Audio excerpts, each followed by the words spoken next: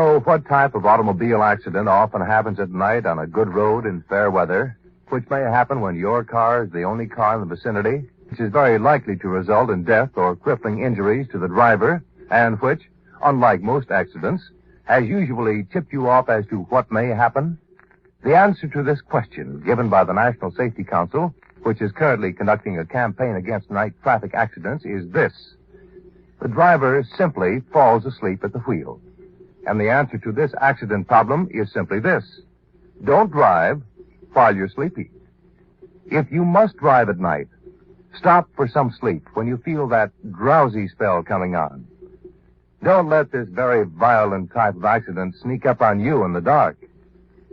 Don't let tragedy catch you asleep at the wheel. Drive carefully. And now, the shadow.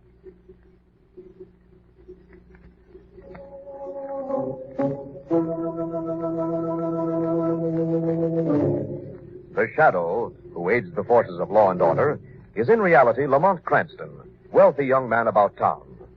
Years ago in the Orient, Cranston learned a strange and mysterious secret, the hypnotic power to cloud men's minds so they cannot see him. Cranston's friend and companion, the lovely Margot Lane, is the only person who knows to whom the voice of the invisible shadow belongs. Today's drama, Murder by a Corpse.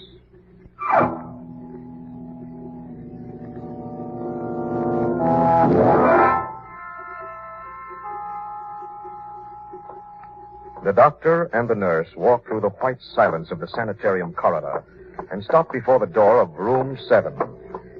The doctor peers through the small glass panel in the face of the door and nods to the attendant inside. The door is unlocked, opened, and the doctor and nurse walk in. Morning, Dr. Manchek. Good morning, Rossi. How's our new patient, Mr. Holden? We had a tough time with him in the ambulance last night. Dr. Adams had to give him a shot. Dr. Adams' report on the case is on your desk, Dr. Manchek. Yes, I saw it, Miss Wagner. Mr. Holden, I'm Dr. Carl Manchek, chief of this institution. You're lying. You hear me? You're lying. You're in with the rest of them. I'm not crazy. This is a trick. You're a spy like the rest of them. Same line all the time, Doc. You can't fool me with that doctor act. I know who you are. You're one of his spies, too. I know. Spies. Same talk all the time. Typical manic-depressive fear fantasy. Miss Wagner? Yes, sir. Tell Dr. Adams I wish to see him in my office. I'll be there when I finish examining the new patient. Yes, Dr. Manchek.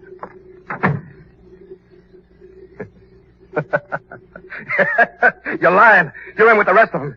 I'm not crazy. This is a trick. How was I, Doc? You were quite excellent, Eddie. I know who you are. You're all spies, all of you. How'd you like it, Ted? Terrific, Eddie. You were terrific. Sure. Just ask the doc here. He'll tell you the doc's an expert. He'll tell anybody that Eddie Holden blew his top. Severe paranoia, Eddie. See, Sid? Paranoia. Paranoia. That's what the expert says. So severe, they gotta watch me night and day. And who do they happen to pick out to do the watching? Nobody but Sid Rossi. Neat setup, huh? Doc, you worked it out like a masterpiece. Naturally, I specialize in cases like yours, Eddie. Yeah, it was a lucky day I made the contact with Sid. I won't forget you for this. Oh, you can be sure we'll keep your memory quite refreshed. Yeah. A $50,000 bundle is something to remember, ain't it, Doc? Don't worry, you'll get your share. But, Doc, did the telegram work? Perfectly. Bentley left on the 8:15 train. What about his wife, Claire? She remained, just as you said she would. Eddie, are you sure Claire knows where the bonds are ditched? Of course she knows. Well, everything's set for tonight? Yeah, all set. I let you out the fire door at the end of the hall. You just got to cut across the lawn to the rear gate. I'll see that the gate is left unlocked. I cover up for you here so as no one gets wise while you're out. The lead pipe cinch, Eddie. But remember, you must return before daylight. Otherwise... I'll be back. Now, the gun, huh? Here you are. Eddie, you didn't tell us how you're going to handle that Bentley dame. That all depends, Sid. It all depends on how much Claire Bentley is afraid of a ghost.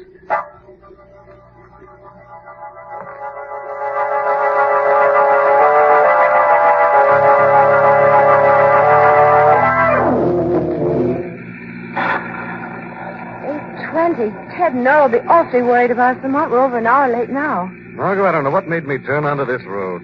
From now on, no more shortcuts. Don't look now, but your sense of direction is slipping. Margot, you're a front seat driver. Well, it's an ill rainstorm that blows no road sign. Lamont, what are you... That fork in the road ahead, there's a signpost. Oh, thank heavens. Mason City, 10 miles. That's to the right. Mount Cleardale Cemetery, 2 miles. The left. Margot, I leave the choice to you. To the right, of course. When we get to Mason City, we'll call Nora. Lamont, that car coming down the road. Headed straight for us. I'd better pull over. Lamont, look out! Margot, you all right? Yes, You sure? I'm just shaken. Come on, we'll see how they are on the other car. It's lucky I was able to pull away in time. Otherwise, our destination would have automatically been changed from Mason City to Mount Cleardale Cemetery. Well, Lamont, look. It's a woman. She's unconscious. It's probably just the shock. Here's her bag. See if you can find any identification. She's coming to. Her driver's license is in the bag. Mrs. Claire Bentley, 14 Crown Street, Grandview. Mrs. Bentley. Miss Bentley. Oh, You were in an accident, Mrs. Bentley. Oh, please. Please, you've got to save me from him. The ghost, he's going to kill me. He's come back from the dead and he's going to kill me. We better get her to a doctor. No, I'm not crazy. You've got to believe me. I know what I'm talking about. He's in the back seat. Now, Mrs. Bentley, you mustn't excite yourself. But I tell you, he's in the back seat. There's nothing back there, Mrs. Bentley, but a pick and shovel. Look, over there in the woods. The ghost, he's in the woods. Come on, Margot. Now, where are you going? Into those woods. Mrs. Bentley starts seeing things. It's obvious she's not in her right mind. Neither am I, Margot. What? When that lightning flashed a moment ago, I was seeing ghosts, too.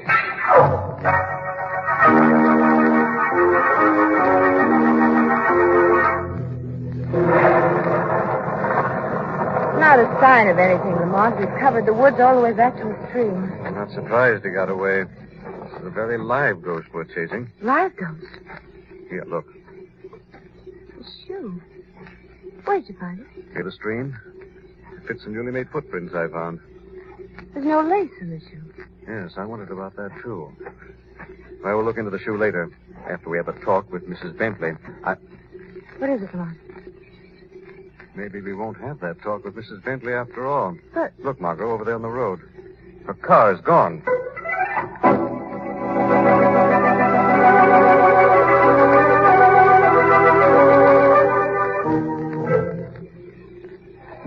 Your hunch was right, Lamont.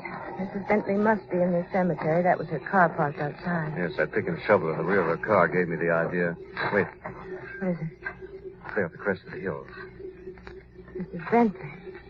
You were right, Lamont. She's dead. Come on. Shadows along this line of trees will cover us.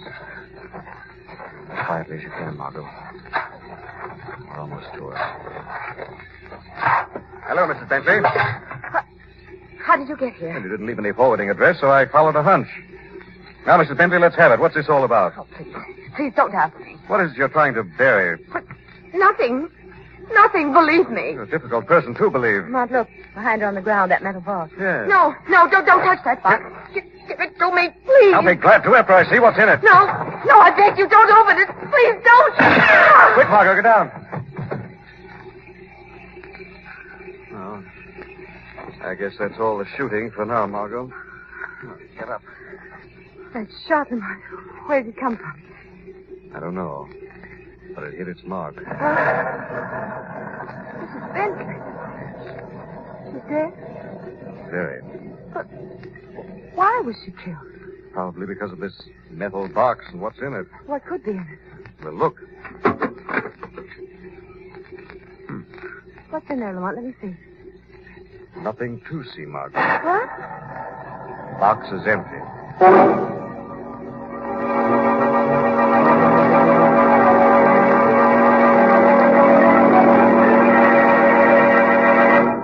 I got you a new shoe out of the supply room, Eddie. They ask any questions when they gave it to you? Gave it to me, you crazy. I had to hook it. Mancheck's supposed to run this place on the up and up. How'd you lose it, anyway? I told you when those two chased me into the woods. That Claire played it smart, but the next time... The doc. Good morning, Sid. Doc? I see our patient has improved considerably in such a short time.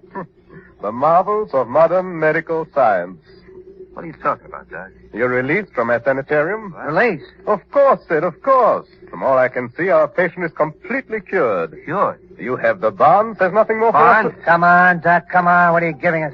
Well, didn't Eddie tell you, Sid? The bonds. The bonds for which he killed Claire Bentley. Killed her. Claire's dead? Now, Eddie.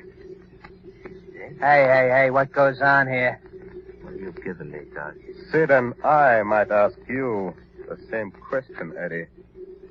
According to the morning papers, Sid, Claire Bentley was murdered last night at Mount Cleardale Cemetery.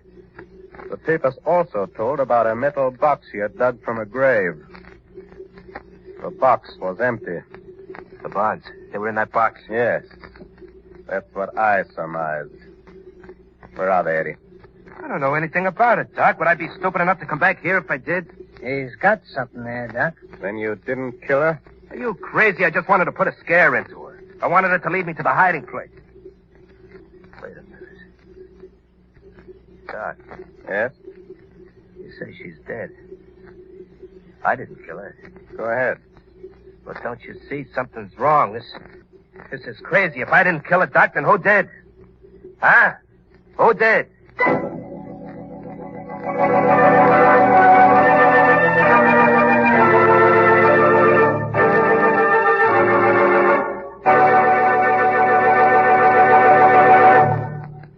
We'll return to the shadow in just a minute. Somebody once said this in fun, but he was nearer to the truth than he thought. The election polls, he said, are places where you stand in line for a chance to decide who will spend your money. It really amounts to that, doesn't it? That and a great deal more. For not only do you stand in line for a chance to decide who will spend your money, but who will keep the peace or make war, and who will make you a slave or keep you free. That's why it's so important, this year more than ever, that you give a lot of thought to your right to vote. Make it your business to know more about the men you vote for, and then let your common sense guide you. For if the wrong men guide our destiny, even our right to vote may be taken away. It happened in other countries. It could easily happen here. America, from the tiniest village on up to the White House, is built on the ballot and bossed by the ballot. Let's keep it that way. Guard your freedom by using your right to vote. For remember, freedom is everybody's job.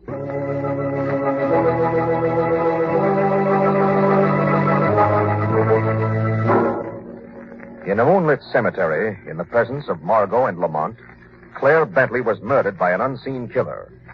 Now Lamont and Margot are interviewing the dead woman's husband, Ralph Bentley. Mr. Bentley, we realize the news of your wife's death must have been a terrible shock to you.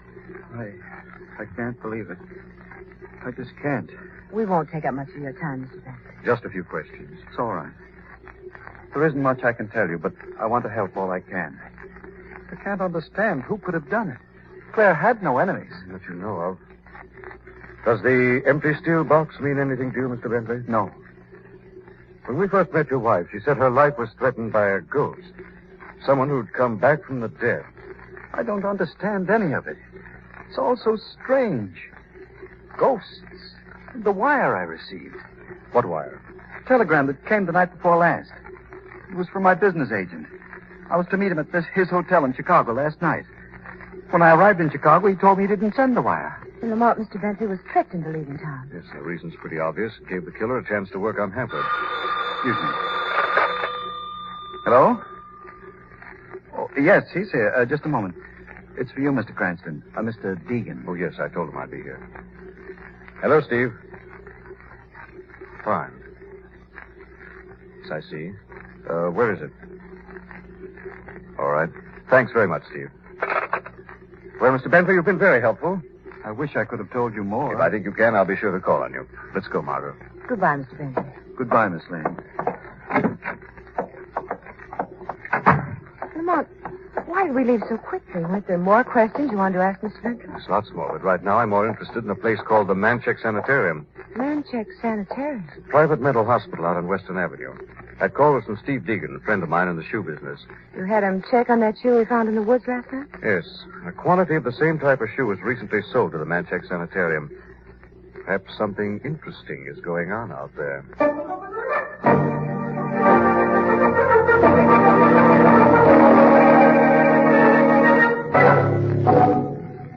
Sid, I've been thinking about Claire's death. Something interesting. Go ahead, Eddie. About Claire and the bonds. Manchek could have done it. What? Well, he was out all last night. You told me so yourself. You mean the doc pulled a double cross on us? Possible. Go on. The doc knows better. He wouldn't cut any corners on Sid Rossi. It's worth thinking about, Sid. Yeah. Maybe I will think about it. Maybe. What about tonight? You still want to go through with it, Eddie? You bet I do. I'm not finished yet, Sid. Not by a long shot.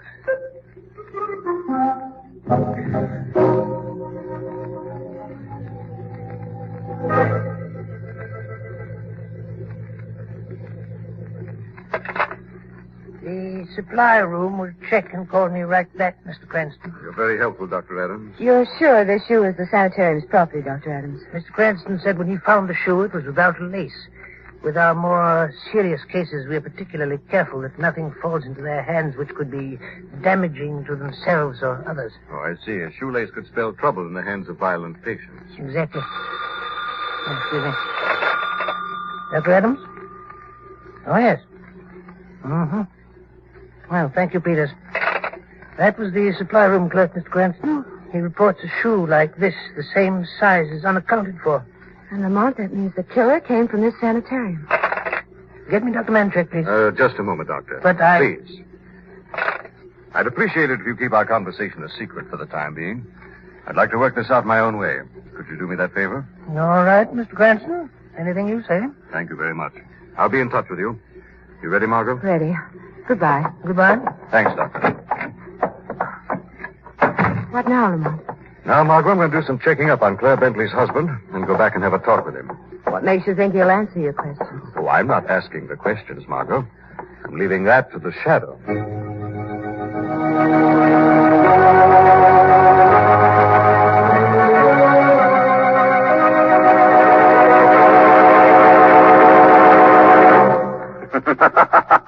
Who is it?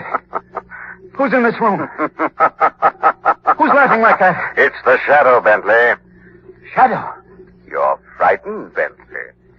Why are you here? A man with a clear conscience has no reason to be frightened. What?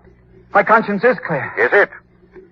Have you told the truth about everything? About your wife's first husband, for instance?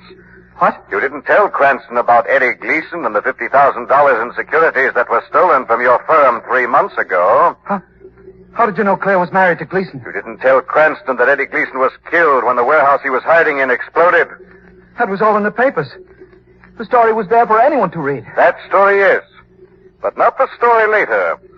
The one of your marriage to Eddie Gleason's widow. Claire didn't want anyone to know about it. She was always afraid of Gleason. Even after his death in that explosion, he haunted her. That's why she was afraid of a ghost. It's the truth, I swear. It better be the truth, Bentley. If it isn't, you'll regret it the next time the shadow returns.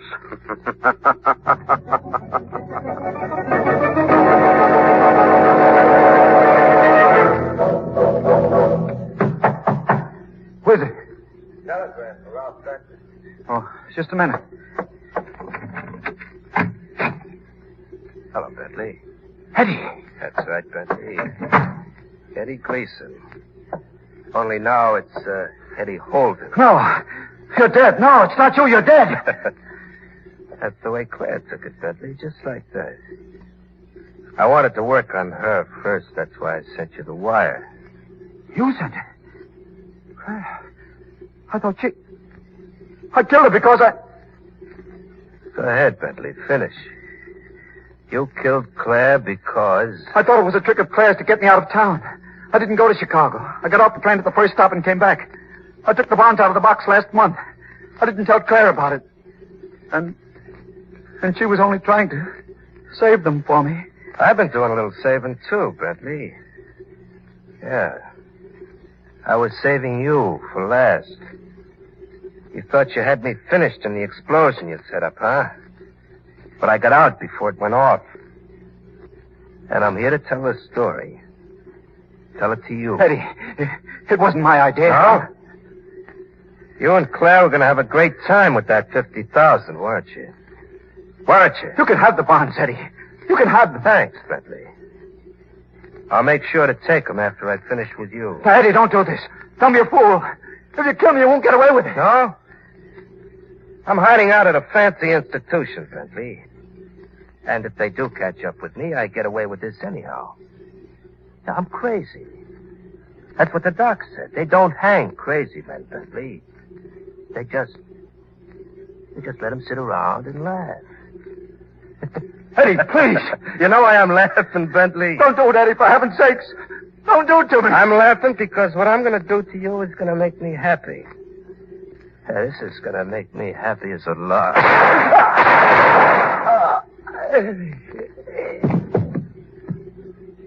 Happy as a lark.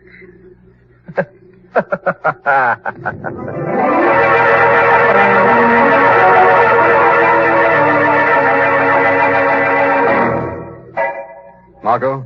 Yes, Lamont. Bentley's dead. What? I'm at his apartment now. I brought Commissioner Weston with me. We found Bentley on the floor, shot to death. Commissioner Weston?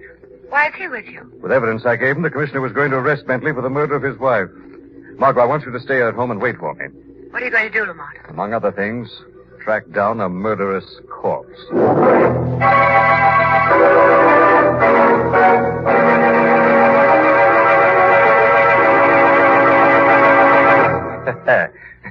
Happy as a lark. That's just how I felt, Doc, when I gave it to Bentley. The louse. You should have heard him squeal for mercy. You should have heard him. It was beautiful. Yes. These bonds are beautiful, too, Eddie. Real pretty, Doc. 50,000 beautiful bucks. Well, we make the split, then I get out of here tomorrow, huh? Eddie, you know, I've been thinking this over.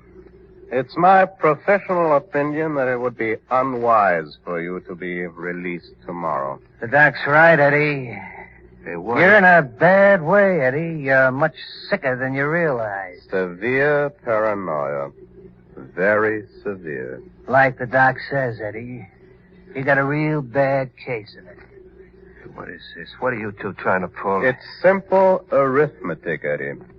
50,000 divided by 2 is much more attractive than 50,000 divided by 3. Got it, Eddie? Well, you the gun I'm holding is liable to go off. Go ahead, Doc. As I said before, Eddie, you're a very serious mental case. As a matter of fact, it's my practiced opinion that you're incurably insane with homicidal tendencies. I'll get you both for this. See? There you are. Homicidal. Real bad case. Eddie, we gotta keep you locked up here all the time. The rest of your life. Right here, in this room. You lousy, finagling, double-crossing goons. I won't let you get away with this. I'm not crazy. Now let me out of here. Let me out, I tell you, let me out! A real homicidal maniac. Too bad, ain't it? Yeah. It's a shame.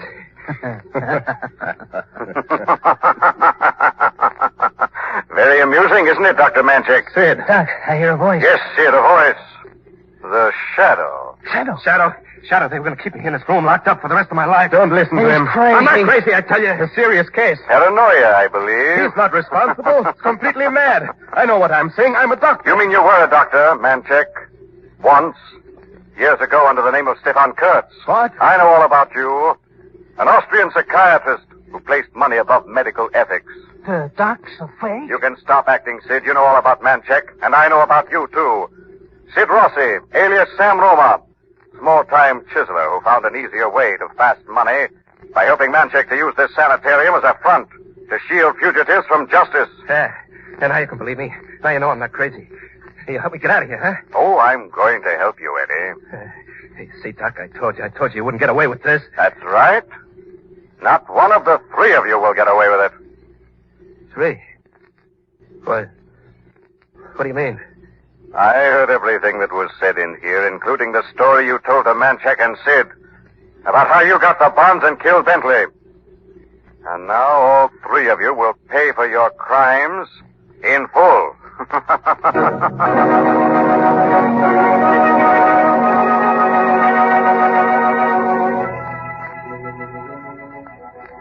I still don't understand what happened to Eddie Holden in that explosion. Well, Eddie and his wife Claire worked out a deal with Bentley to steal $50,000 worth of bonds by faking a warehouse explosion. Then Claire and Bentley double-crossed Eddie, left him to die in the fire. But Eddie actually escaped and came back looking for the money and revenge. And used the sanitarium as a hideout while he worked. Very clever. But I still don't understand why Bentley killed his wife. When he received a fake telegram and then discovered her bearing that metal box in a cemetery, he thought she was trying to steal the bonds from him. I see.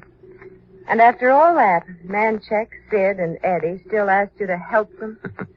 They did, Margot, and I'm going to, but not in the way they expected.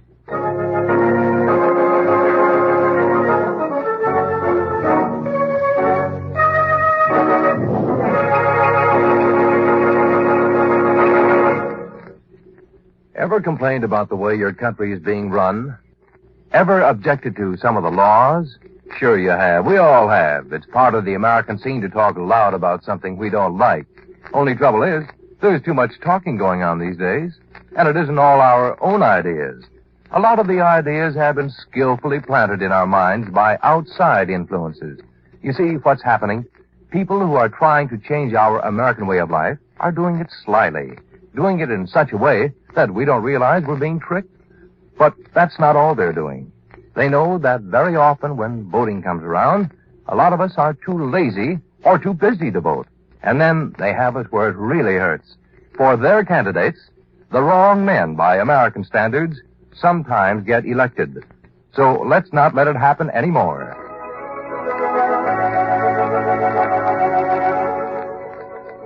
This story is copyrighted by Street and Smith Publications, Incorporated. All names and places are fictitious.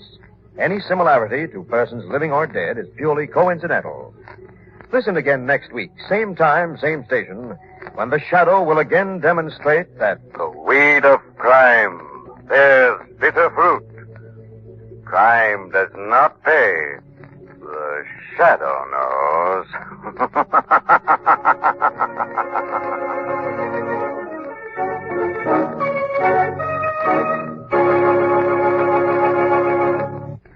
Next week, same time, same station, we bring you another strange and thrilling adventure in the Shadow's daring battle against the forces of evil.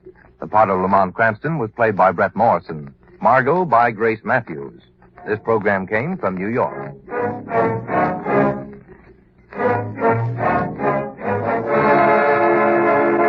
Stay tuned now for Quick as a Flash. This is the Mutual Don Lee Broadcasting System.